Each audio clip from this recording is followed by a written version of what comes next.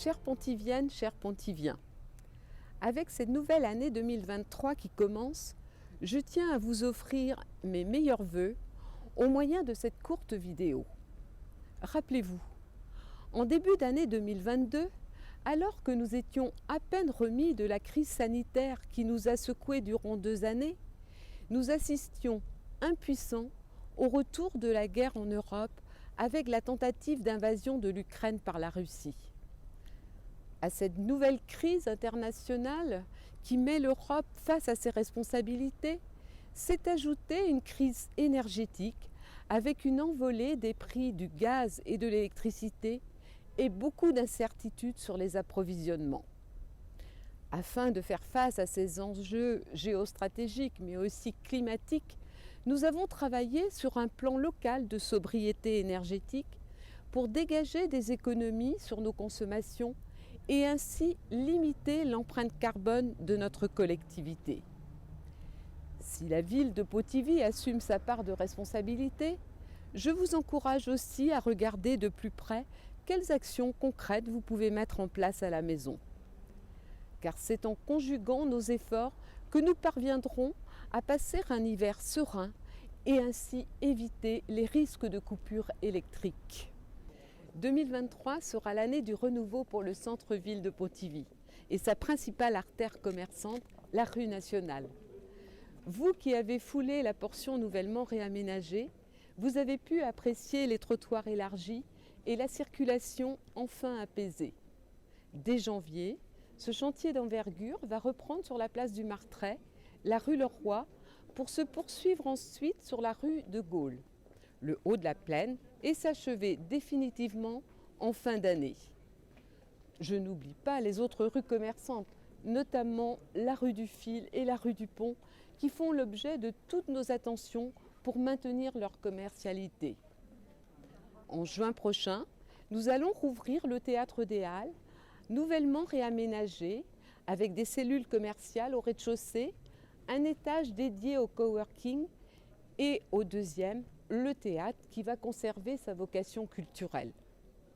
Si le cœur de ville reste notre priorité, nous sommes soucieux de conserver un équilibre avec le commerce de périphérie. À ce titre, nous pouvons être satisfaits de l'ouverture en 2023 des enseignes nationales sur d'anciennes friches.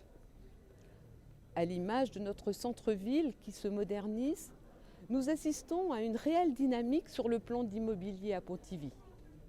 Si Pontivy attire autant, cela s'explique par notre centralité, par des prix abordables et par un besoin accru de verdure suite aux confinements successifs.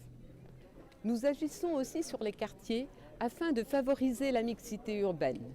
Nous allons ainsi concentrer nos efforts sur le quartier de Bolumette avec un plan ambitieux de rénovation urbaine sur la cité du Vélodrome en partenariat avec Bretagne Sud Habitat et qui va permettre de déconstruire dès cette année 3 barres d'immeubles. D'ici quelques mois, vous aurez le plaisir de vous promener sur les allées de notre poumon vert.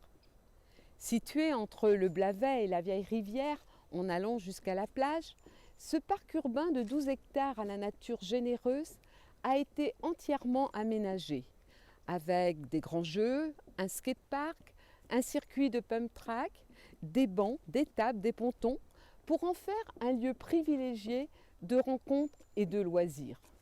2023 sera encore une année riche en événements culturels, sportifs et festifs, avec notamment la Biennale du livre d'histoire les 31 mars, 1er et 2 avril, l'Essor breton le 20 mai, les championnats de France de triathlon qui reviennent les 27 et 28 mai, sans oublier notre saison culturelle et les animations durant l'été.